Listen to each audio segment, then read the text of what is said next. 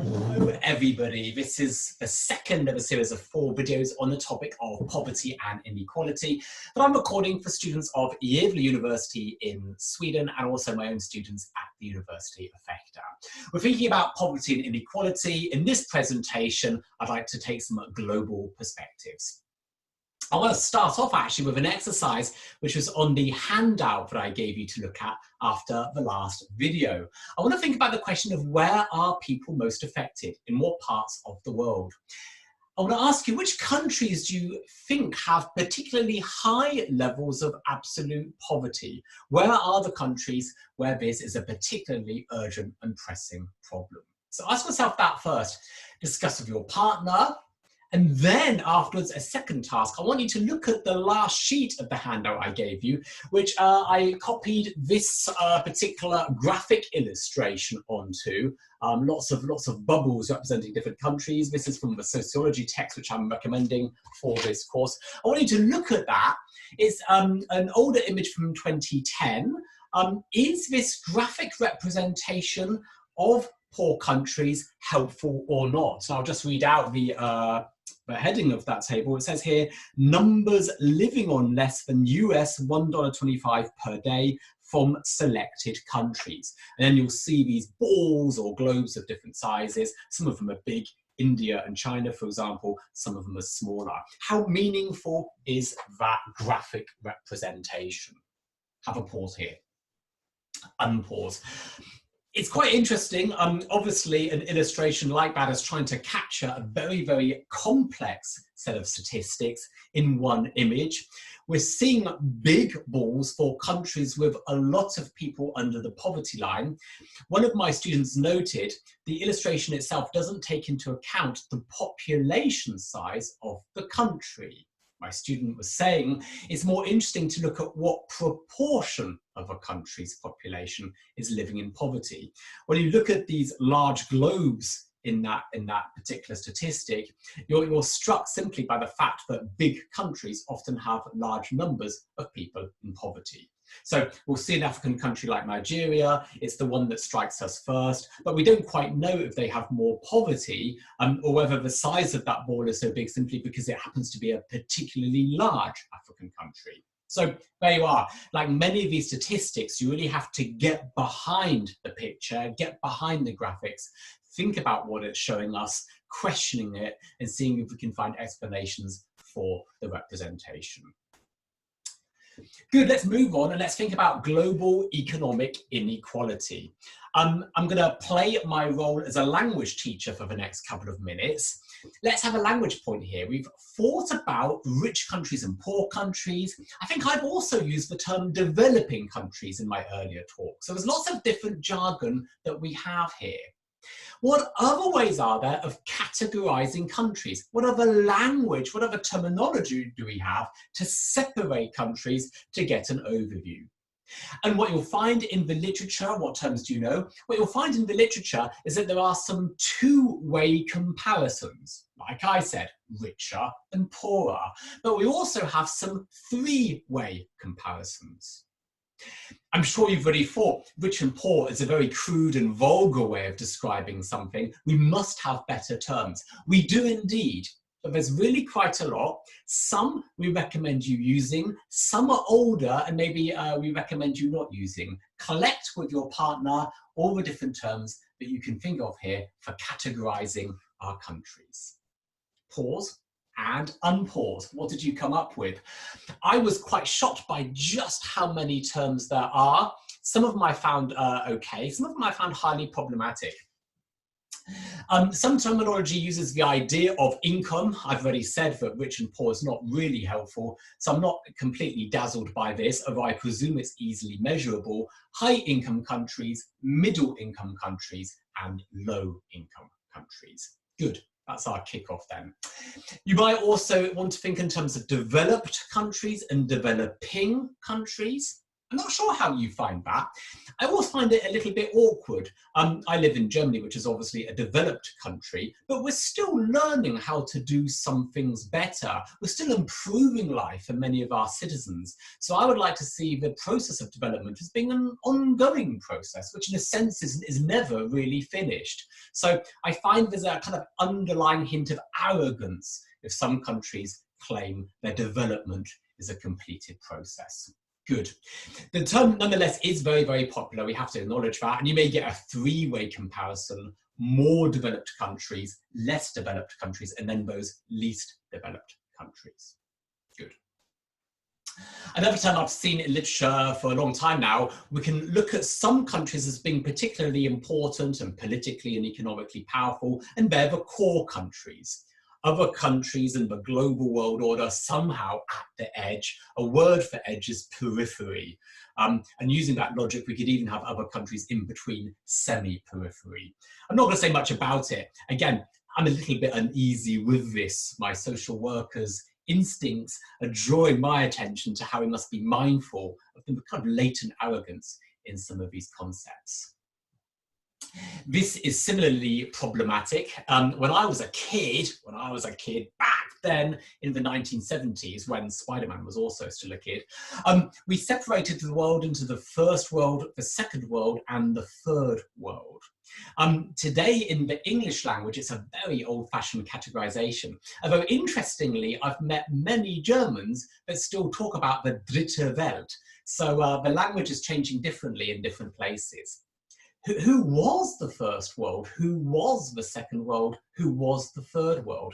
Well, the world I was born into was actually quite a different one from the world that many of you younger students were born into. I was a Cold War kid. My childhood was in the last days of the Cold War. And in the Cold War world order, we had a quite closed and separate second world. So many people, when they hear first world, second world, third world, would use that Cold War understanding. The Soviet Union and its associated states, they built some kind of second world. The richer Western countries were the first world, and again, those poorest countries, the third world. So again, a problematic and very old-fashioned sounding categorization. We can use the idea of industrialization for our categorization.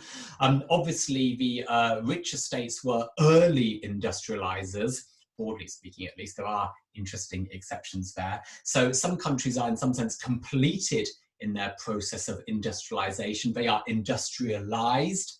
Others are industrializing or even non-industrialized. Maybe their economy is mostly agriculture, let's say. So that's another way of looking at this.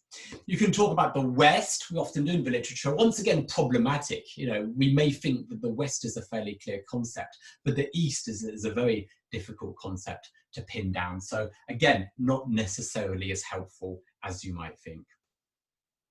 And because I've been mildly negative about so many of these terms, it's worth noting this last option here is probably the best. Speaking in 2020, it's probably the most current. If we look at many of the more affluent countries, we may describe them as being global North countries. Please note, this categorization is not geographical. Yes, many of the global North countries are located in the Northern Hemisphere, but a few are located in the Southern Hemisphere.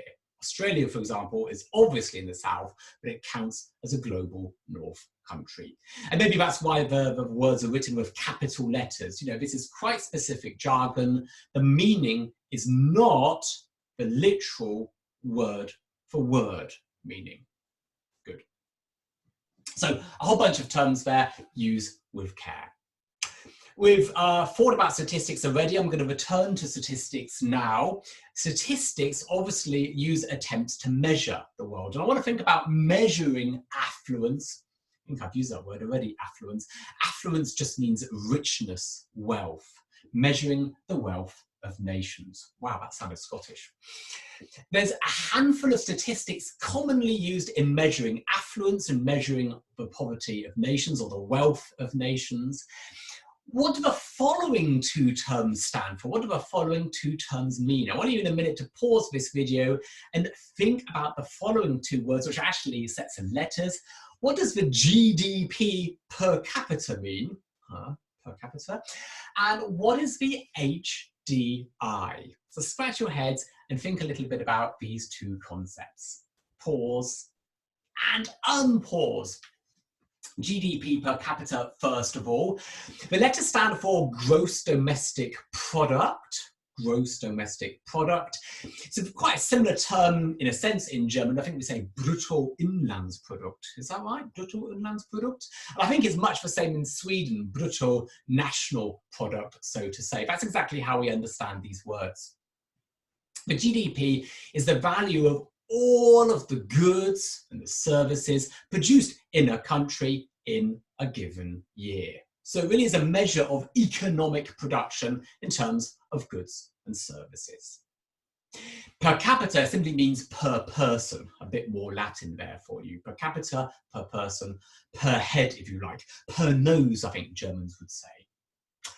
What do you think? Is GDP per capita, is this a good wealth or good poverty indicator? Do you like this? Do you like this number? Why is it useful, or why not is it not useful?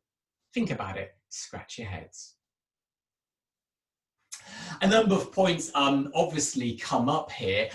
One of my students noted, hey, Magnus, what about inequality?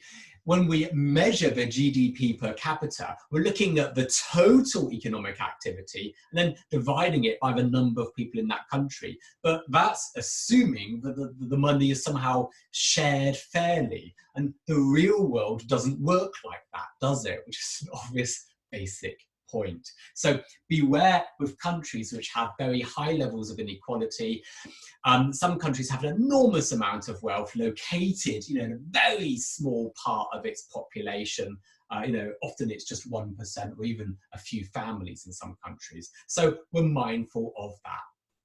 Another obvious criticism of this, hey, we're measuring the affluence of nations in terms of material wealth, money-valued wealth. But what about other things like health and happiness, for example? A very obvious objection.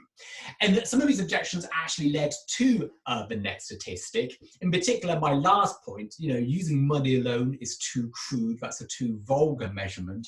So we now have the idea of the Human Development Index. What is this? It's not dissimilar from the gross domestic product idea, but it covers additional dimensions. It looks at how well a country is doing in terms of the health of its population, the education of its population, and the living standards of its population. Now, these are crudely measurable things. So we try to find indicators, measurable things, in a crude and rather simplified sense. The actual measurement is much more complex, but the essence of the measurement is the health, okay? What is the life expectancy at birth? What is the life expectancy of the citizens? How long do they live? What is the education of the population? How many years do they spend in education on average? And the living standards we can link to the income per capita, again, using GDP type measurements. So it's a bit more sophisticated, but obviously it has its weaknesses here. An interesting thing about this is that we can use it to make a table, an HDI table, an HDI ranking, if you like. And my question for you, can you guess which countries have the highest? My next slide is a screenshot from Wikipedia giving, I think, the 2018 numbers.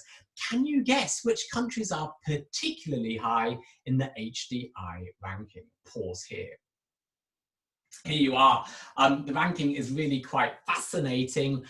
We've got Norway at the top, of course, a country sitting on a hell of a lot of oil. Sweden and Germany do very, very well in this. My birth country, the UK, I think is with the States on place 15 in that. We can see Switzerland with all its banks very high up as well. The Anglo-Saxon countries do surprisingly well. You can see Ireland and Australia here. And we're also seeing the Nordic countries very, very well represented, not just Norway, but Iceland, Sweden and Denmark all visible there. I think Finland's also very shortly following. So an utterly fascinating table to look at and to think about. Thinking about tables like that makes us ask ourselves, why are some countries more developed or richer, and why are some countries less developed and less rich? We look at countries, we see that such tables show dynamic trends. Some countries newly industrializing, poorer countries are rapidly industrializing, experiencing interesting levels of economic growth. Can you think of examples of countries which are economically growing with a great speed today? Which countries are the big, fast growers? Can you think of examples? I'm going to ask you 2 questions to go with that, so 3 questions in total. My second question, if a country quickly industrializes, quickly grows economically, is this good? Is this always good for the country or its citizens? And a final question, do all countries manage to catch up sooner or later? You know, is this a trend which most or all countries are involved with? Are there countries which aren't catching up in any way? So again, chew on those 3 questions on your phone with your partner. Let's think about those 3 questions together. Pause, unpause. Yeah, let's go through them. My students often give obvious examples from, say, East Asia. Maybe China is the most striking example of the fast, rapid industrialization and rapid economic growth. Is this change good for the citizens of a country like that? Very obviously, it's going to help much of the population to get out of poverty. That's the hope of politicians in encouraging industrialization. And we can see there are improvements in that area. On the other hand, we have to ask ourselves, how equal are citizens' opportunities to leave poverty? Such growth doesn't necessarily lead to a reduction in inequality. It might even lead to an increase in social inequality in the country. And it will lead to other problems as well. Typically, rapidly industrializing countries have terrible pollution problems, which obviously is linked to the industrialization. And my last question, do all poor countries manage to catch up? Certainly many do, but there really is a cluster of countries that don't in any sense catch up. Countries where we seem quite clear that, if anything, things are getting worse, not better, in terms of indicators like the HDI. Typically, these countries are highly undemocratic places, often with conflict in the country itself. Development theories. This is actually a topic which Giddens and Sutton talk about at length in their book. There's a nice sketch of our thinking on economic development, economic, social, political development, and how some countries do it differently from others. They summarize the different theories into 4 particular categories, which I find really, really helpful. And you've got to read the pages yourself. There's a good few pages on that in their text. But basically, there's 4 different ways of thinking about this, and the 4 really are mutually incompatible. You tend to believe one and automatically not some of the others. So first we could cite the currently very popular neoliberal thinkers, and they say that if a country is enjoying rapid economic growth, it's because of their free markets, it's because of their deregulation. That's what encourages development activities. Good. My background is social work. I'm a social worker. I'm much more skeptical about such ideas, but I acknowledge their currency, particularly in the Anglo-Saxon countries where they largely originated. Good. So that's one set of theories. A completely separate set of theories, which I personally find really interesting.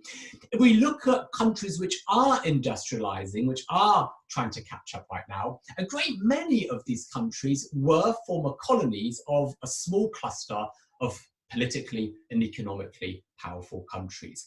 And these countries in the last century had to shake off their oppressors. There's a process of decolonization, which in some cases went smoothly, in some cases much less so. And what we do see is a kind of continuization of colonial relationships through a kind of economic neo-colonialism.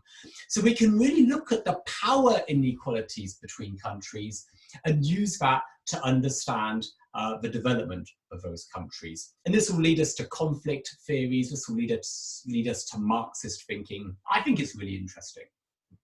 Good. Other approaches, we may look at global economic growth, as a kind of global whole system, and the idea that if we can manage global economic growth, that will naturally pull in other countries. And there's lots of thinkers who develop these ideas. Finally, you can talk about state-centered theory. The idea is very simple: good governance, transparency, democracy, that supports economic growth. Of course, the Nordic countries are a great example of that. I'm just going to close the door. Lovely, we're coming to the end of my talk. My last question for you guys to chew on here: what on earth can we do? In pairs, consider what we can do to promote growth in poorer countries as consumers, through our political representatives, and through our international institutions. That's your last question to think about in pairs. I'm going to leave you right here once again. More great literature tips. I've already mentioned Giddens and Sutton's book, which I find utterly inspiring. But the second book here is also a real delight, well worth finding if you can. I'm going to come to a close now for this video. I'm going to continue with video number 3, in which I'm going to zoom in on the case of a rich, affluent global north country, in particular, the case of the United Kingdom. Thanks for watching. See you in my next video.